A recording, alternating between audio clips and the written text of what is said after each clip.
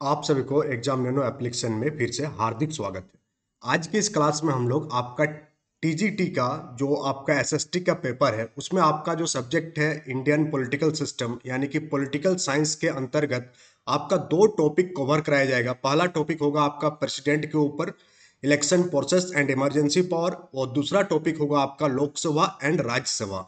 इन दोनों टॉपिक के ऊपर आपका टोटल 40 क्वेश्चन डिजाइन किया गया है जो कि आपका एग्जाम पैटर्न पर आधारित है और बहुत ही ज्यादा मोस्ट इंपोर्टेंट क्वेश्चंस है।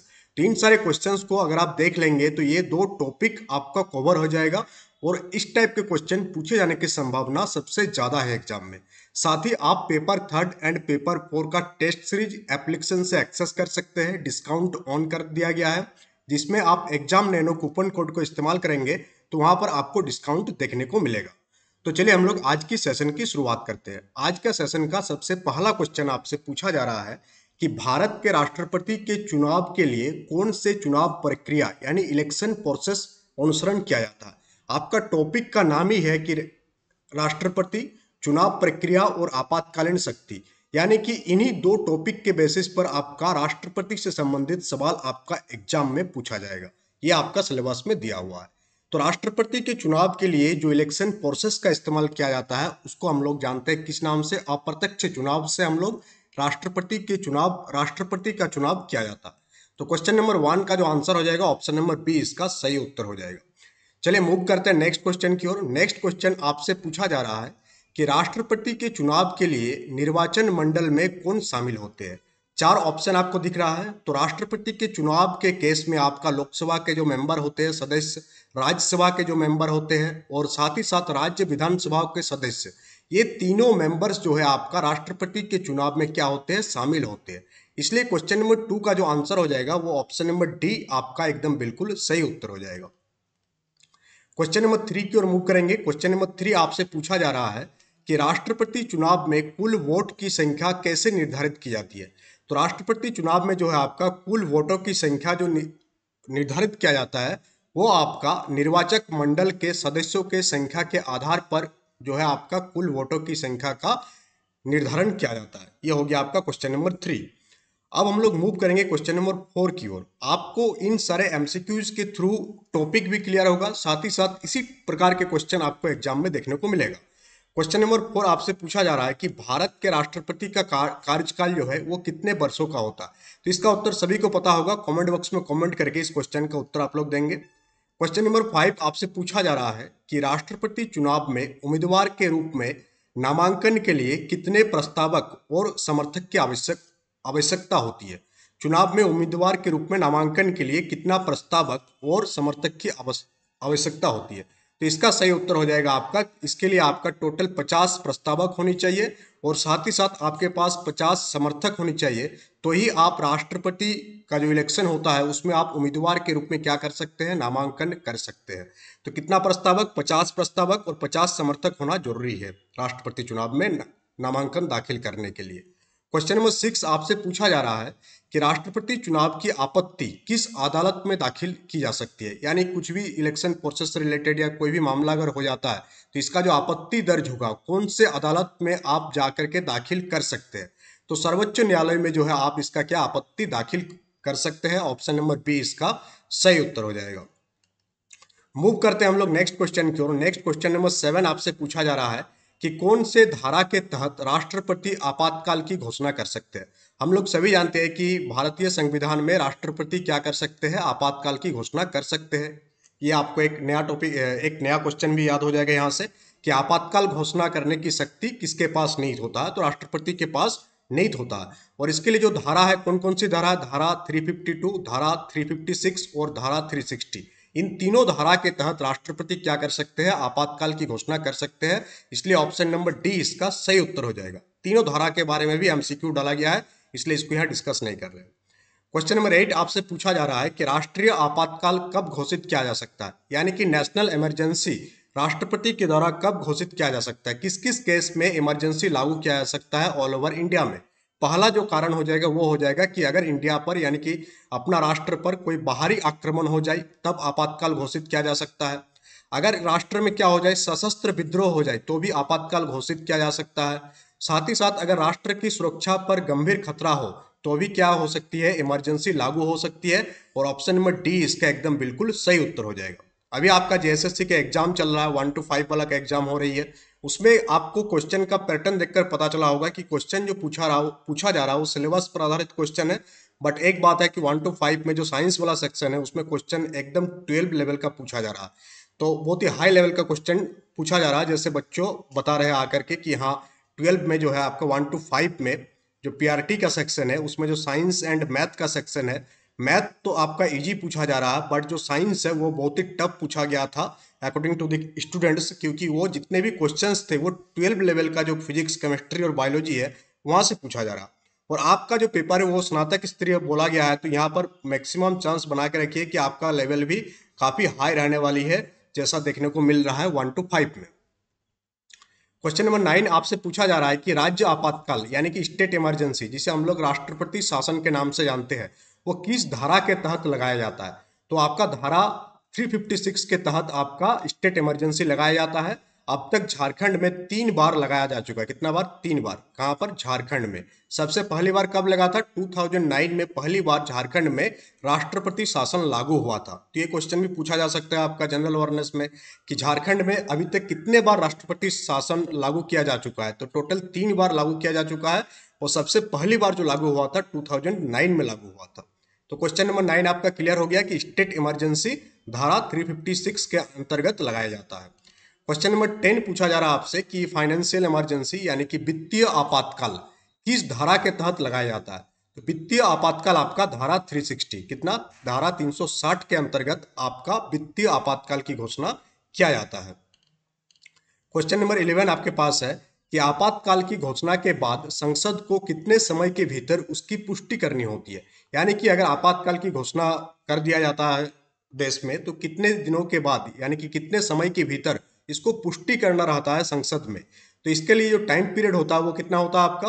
वो 1 महीना होता है। कितना? 1 महीना के अंतर्गत आपको क्या करना होगा? उसकी पुष्टि करना होगा आपका। क्वेश्चन नंबर 12 आपसे पूछा जा रहा है कि राष्ट्रपति चुनाव के लिए मतगणना किस पद्धति से होती है। यानी राष्ट्रपति चुनाव जब हो जाती है या चुनाव हो रहा है उसके बाद जो मतगणना किया जाता है वो कौन सा पद्धति के तहत मतगणना किया जाता है। तो उसके लिए जो प्रोसेस यूज किया जाता है वो है आपका एकल हस्तांतरीय वोट प्रणाली। और ये आपका मोस्ट इंपोर्टेंट क्वेश्चन है। हो सकता है कि ये क्वेश्चन आपको एग्जाम में देखने को मिले कि राष्ट्रपति के चुनाव के लिए मतगणना कौन से पद्धति से किया जाता है। तो ये आपको याद रहेगा कि एकल हस्तांतरीय वोट प्रणाली के माध्यम से मतगणना किया जाता है राष्ट्रपति के इलेक्शन में। क्वेश्चन नंबर 13 आपसे पूछा जा रहा है कि राष्ट्रपति चुनाव में जीतने के लिए उम्मीदवार को कितने प्रतिशत वोट की आवश्यकता होती है। तो राष्ट्रपति चुनाव में जीतने के लिए उम्मीदवार को जो है आपका 50% से अधिक वोट होनी चाहिए और 50% से अधिक वोटों की आवश्यकता होती है। तो क्वेश्चन नंबर 13 आपको क्लियर हो गया। 50% आप याद रखिएगा। क्वेश्चन नंबर 14 आपसे पूछा जा रहा है कि भारत के राष्ट्रपति का चुनाव कौन आयोजित करता है।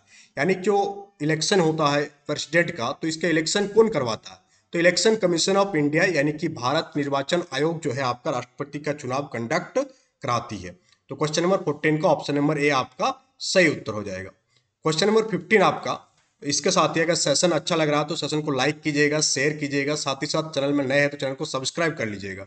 और अगर आप टेस्ट सीरीज एक्सेस करना चाहते हैं अभी भी आपके पास टाइम है। इन सारे टेस्ट सीरीज के माध्यम से आप 2000 से 2500 क्वेश्चन को आप बहुत ही इजीली रिवीजन कर सकते हैं।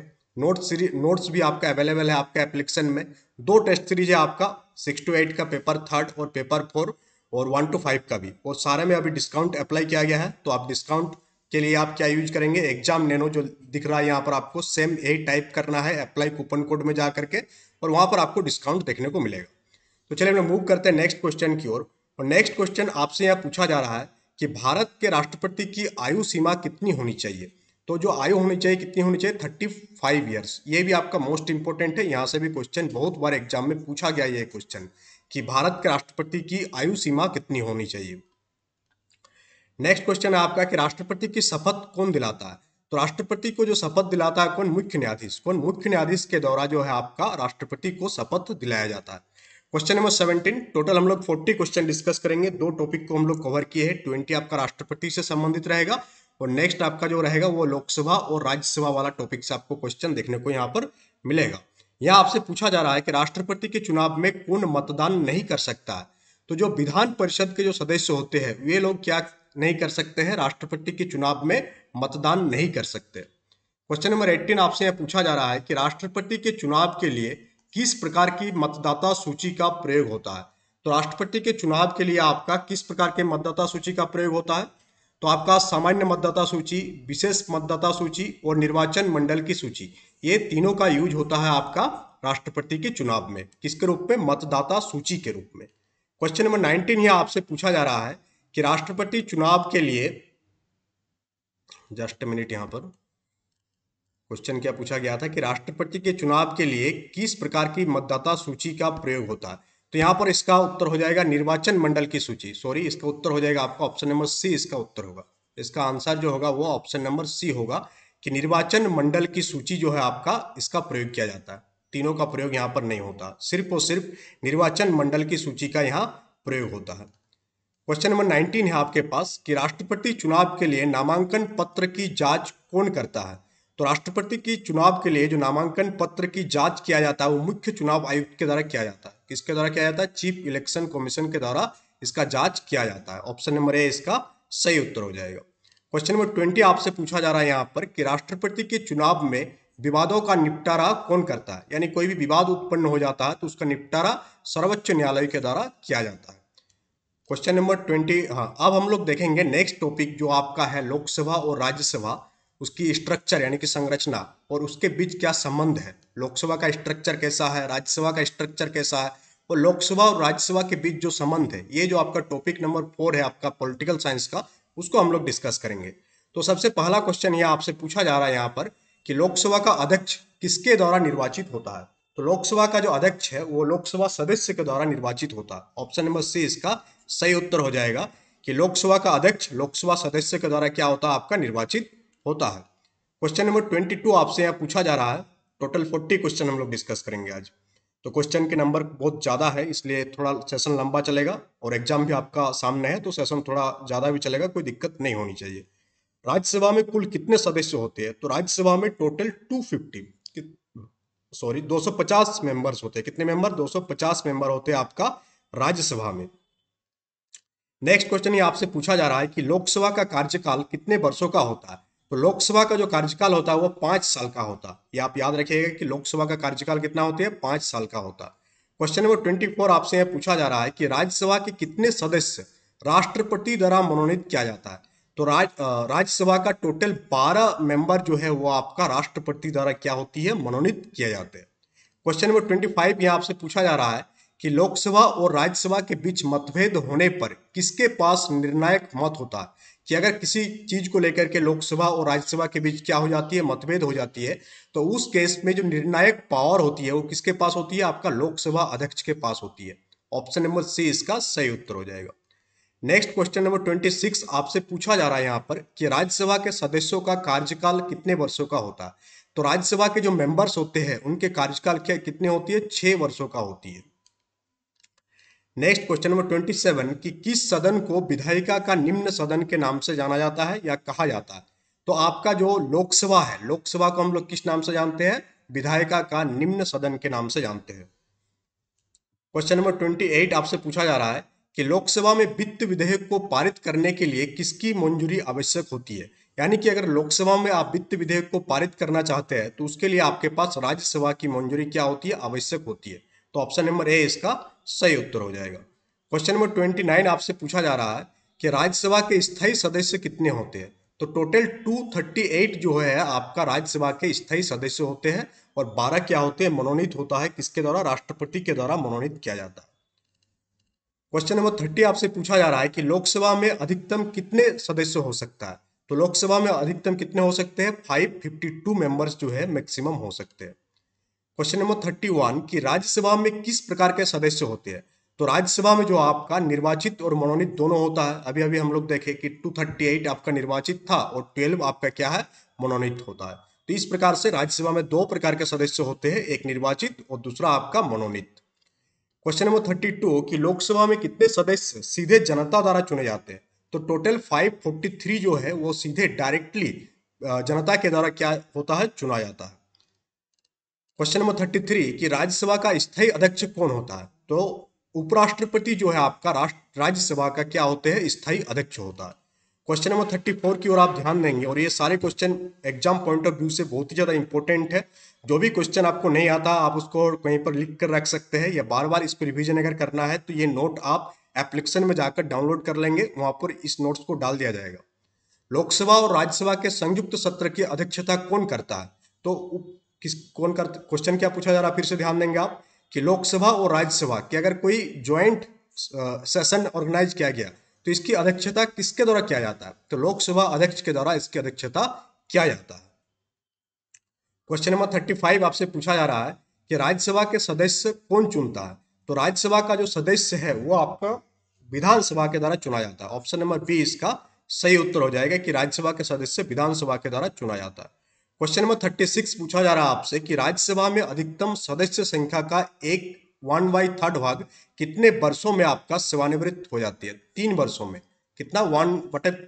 1/3 यानी पूरा का पूरा एक बार में पूरा सेवानिवृत्त नहीं होते, 1/3 भाग हर 3 साल में क्या होते हैं? वो रिटायरमेंट होते हैं। क्वेश्चन नंबर 37 आपसे पूछा जा रहा है कि लोकसभा में अनुसूचित जाति और अनुसूचित जनजाति के लिए कितनी सीटें आपका आरक्षित है? तो टोटल 131 सीट आपका लोकसभा में SC एंड ST कैटेगरी के लिए क्या है? रिजर्व्ड है यानी कि आरक्षित है। क्वेश्चन नंबर 38 आपसे पूछा जा रहा है कि राज्यसभा के सदस्य के लिए न्यूनतम आयु सीमा क्या है? तो राज्यसभा के सदस्य के लिए न्यूनतम आयु सीमा आपका कितना है? 30 ईयर्स है, 30 वर्ष। क्वेश्चन नंबर 39 कि लोकसभा में किसी प्रस्ताव को पारित करने के लिए न्यूनतम कितनी बहुमत की आवश्यक होती है? तो आधे से अधिक बहुमत की आवश्यकता होती है अगर किसी प्रस्ताव को हम लोगों को कहां पर पास करवाना हो? लोकसभा में पास करवाना हो। आज का लास्ट क्वेश्चन, क्वेश्चन नंबर 40 कि किस अनुच्छेद के अंतर्गत राज्यसभा को विस्तारवादी सदन कहा गया? और यह आपका मोस्ट इंपोर्टेंट क्वेश्चन है कि कौन से आर्टिकल के अंतर्गत राज्यसभा को क्या कहा गया? आपका विस्तारवादी सदन।